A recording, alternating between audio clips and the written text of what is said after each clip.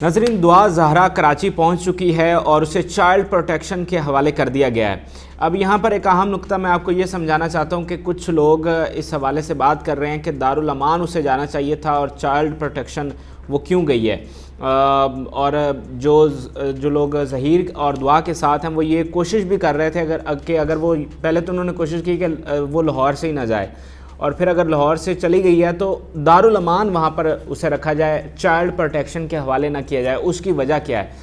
दरअसल नाज़रीन, दारुल अमान में उन ख़वातीन को रखा जाता है जो बालिग होती हैं, जिनकी उम्र 18 साल प्लस होती है, और चाइल्ड प्रोटेक्शन में माइनर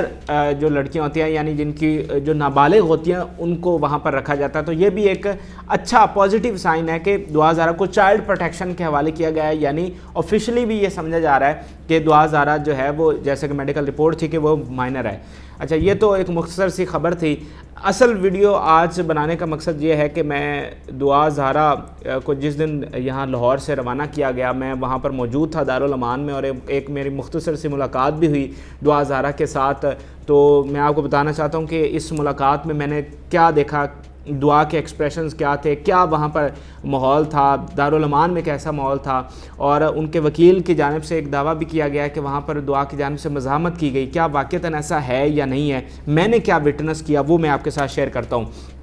सारा दिन, बरोज़ हफ्ते की बात है, सारा दिन हम अदालत में मौजूद रहे क्योंकि काफ़ी सारा कम्प्लेक्स सा मामला था। एक अदालत से दूसरी अदालत और फिर पुलिस के महकमों में हम घूमते रहे। सुबह 8 बजे हम वहाँ पर पहुँचे, 9 बजे समाअत हुई और फिर तकरीबन 3 बजे जाकर हमें फ़ाइनली वो ऑर्डर मिला। जो ऑर्डर हमें 10-20 मिनट में मिल जाना चाहिए था, उसके लिए हमें 5-6 घंटे जो है वो टाइम लगा। बहरहाल उस पर मैंने अलग से व्लॉग किया हुआ है कि वो क्या समाअत हुई, वो उसमें तफसील से मैंने बताया, तो आज मैं तफसील में नहीं जा रहा। तकरीबन 3-3:30 बजे हम अदालत से फ़ारिग हो गए और वहाँ से हमें ऑर्डर मिल गया कि पुलिस को कि कस्टडी आप ले लें दारुल अमान से जाकर। उसके बाद जनाब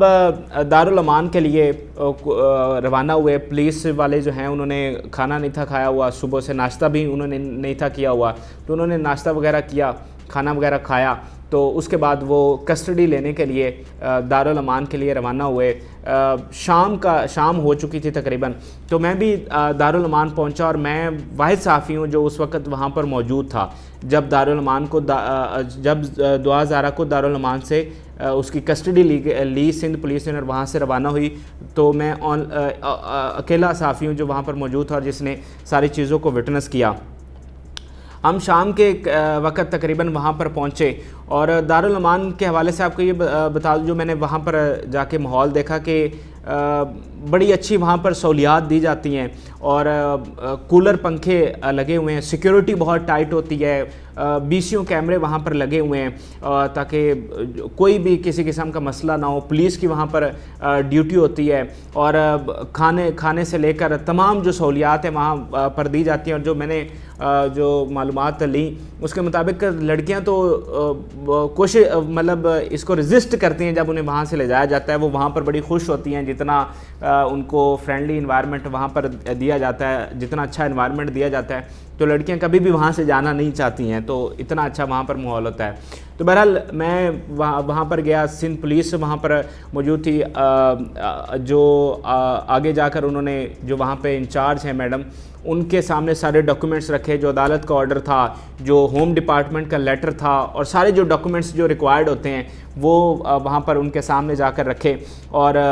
इस कार्रवाई में जब हम वहाँ पर पहुँचे और ये डॉक्यूमेंट्स उनको दिखाते, कस्टडी लेने के दरमियान काफ़ी टाइम जो है वो लगा और इस तमाम दौरान मैं वहाँ पर मौजूद रहा। आप कुछ मनाज़र भी देख रहे होंगे। और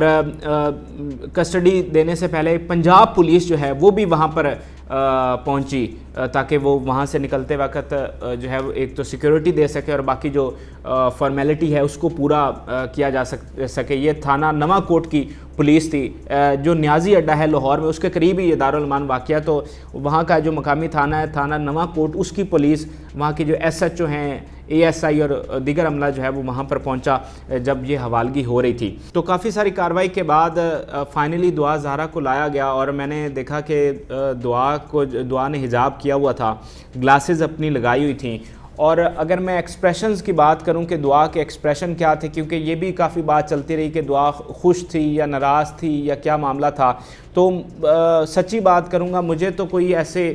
اس کے ایکسپریشن نہیں لگے کہ وہ بہت زیادہ کوئی خوش ہے یا بہت زیادہ غمگین ہے یا بہت زیادہ کوئی اس میں کوئی چہرے پہ غصہ ہے، ناراضگی ہے کہ میں یہاں سے کیوں جا رہی ہوں۔ جو میں نے وہاں پر وٹنس کیا یا جو میں نے دیکھا وہ نارمل تھی، بالکل مطمئن تھی، اور کوئی اس کے چہرے پر کوئی ایسے تاثرات نہیں تھے، نہ کوئی غصے والے، نہ کوئی خوشی والے، نہ کوئی غمی والے، بالکل جیسے ایک نارمل انسان ہوتا ہے ویسے بھی آپ دیکھتے ہیں کہ کتنی وہ کانفیڈنٹ ہوتی ہے جب وہ میڈیا پر آتی ہے، تو بالکل وہ نارمل تھی اور تقریباً کانفیڈنٹ آپ اس کو کہہ سکتے ہیں۔ تو جو یہاں پر کچھ سوالات میرے ذہن میں تھے جو میں نے سوچا تھا کہ اس سے کرنے چاہیے، بات کرنے کی کوشش کی۔ سوالات یہ تھے کہ دعا آپ یہاں سے جاتے ہوئے کیا آپ خوش ہیں یا آپ غمگین ہیں کہ آپ یہاں سے جا رہی ہیں، اور پھر میں نے پوچھا کہ کیا آپ کو اپنے والدین کی یاد نہیں آتی، اور اس کے علاوہ میں نے اس سے پوچھا کہ آپ نے جو ظہیر کے خلاف بیان دیا ہے وہ اس کے خلاف کیوں بیان دیا ہے، کیونکہ اس نے درخواست جمع کروائی تھی جس میں اس نے کہا تھا کہ میرے ظہیر کے ساتھ تعلقات اچھے نہیں ہیں، تو میں نے اس سے یہ پوچھا۔ بہرحال اس کے جوابات ظاہری بات نہیں تھے ملنے، اور پولیس بھی وہاں پر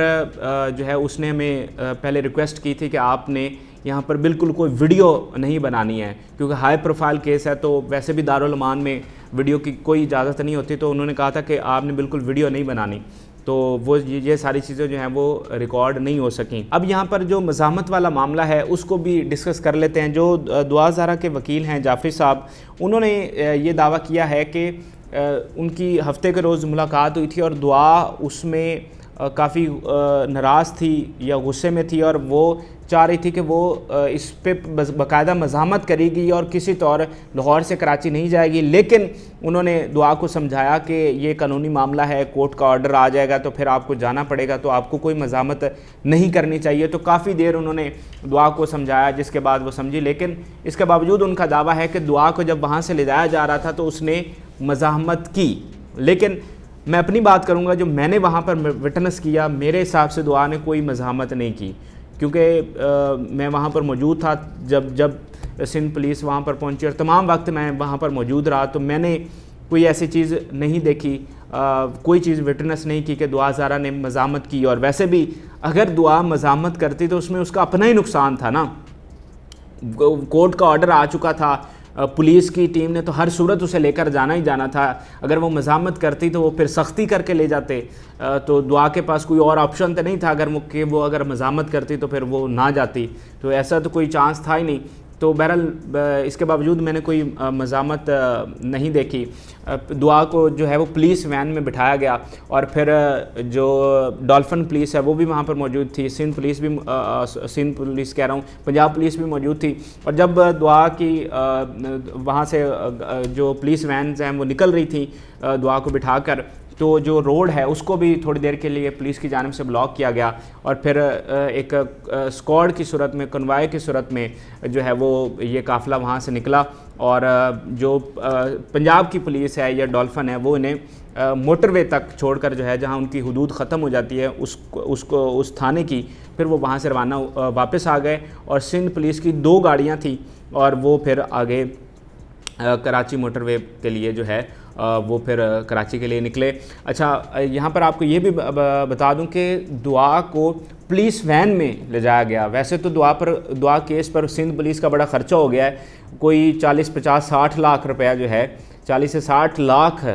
یہ بڑی اماؤنٹ ہے کہ ان کا اس کے اوپر خرچ ہو چکا ہے۔ جو ٹیم وہاں سے آتی ہے بائی ایئر ٹیم جو ہے وہ یہاں آتی ہے، واپس بھی جاتی ہے، پھر پورے ملک میں جو دعا اور ظہیر کو جب شروع میں ڈھونڈ رہے تھے تو اس پہ بڑا پیسہ خرچ ہوا، 35 ملزمان جو ہے نامزد ہوئے ہیں، ان کی گرفتاریاں بھی ہوئی ہیں، تو ٹیم اسپیشلی وہاں سے آتی ہے، پھر بندے پکڑ کے لے کر جاتی ہے، تو بڑا خرچہ دعا پر ہو چکا ہے، اور اب آگے پتہ نہیں کب تک یہ کیس چلتا ہے۔ اور جو ہے وہ اور مزید کتنا خرچہ ہوتا ہے. بہرحال اس طرح یہ سارا مناظر تھے, یہ ساری کارروائی ہے جو میں نے وہاں پر وٹنس کی ہے. اور دعا کو پولیس وین میں لے جایا گیا. ایک لیڈی کانسٹیبل تھیں یا آفیسر تھی, جو بھی ایک لیڈی پولیس جو ہیں وہ وہاں پر تھیں, اور باقی سارے جو ہے وہ میل اہلکار تھے, اور 2 وین میں وہ وہاں سے جو ہے وہ روانہ ہوئے. اور رستے میں مختلف جگہوں پر انہوں نے سٹے بھی کیا, اور دعا بالکل اس دوران مطمئن تھی. کچھ تصاویر بھی ہمیں موصول ہوئیں اور جس میں دیکھا جا سکتا ہے کہ دعا جو ہے وہ بالکل مطمئن ہے, اور راستے میں بھی کوئی اس کی جانب سے مزاحمت نہیں کی گئی. اور اب دعا کو فائنلی جو چائلڈ پروٹیکشن ہے کراچی میں وہاں اس کے حوالے کر دیا گیا ہے, اور اب پیش کیا جائے گا عدالت میں, اور اس میں دیکھتے ہیں کہ آگے عدالت جو ہے وہ کیا فیصلہ سناتی ہے. تو یہ ایک مختصر سی ویڈیو تھی جس میں میں نے دعا کے ساتھ ایک مختصر سی ملاقات اور اپنے سوالات کے حوالے سے آپ کو آگاہ کیا. آپ اس کیس کو کس طرح سے دیکھ رہے ہیں ہمارے ساتھ ضرور آگاہ کریں, اور جو اپڈیٹس آتی رہیں گی ہم آپ کو حقائق کے ساتھ کوشش کریں گے سنسنی کم پھیلاتے ہوئے, اور جو ہے وہ فیکٹس کے اوپر, حقائق کے اوپر آپ کو اپڈیٹ کرتے رہیں گے. اجازت دیجیے, اللہ حافظ.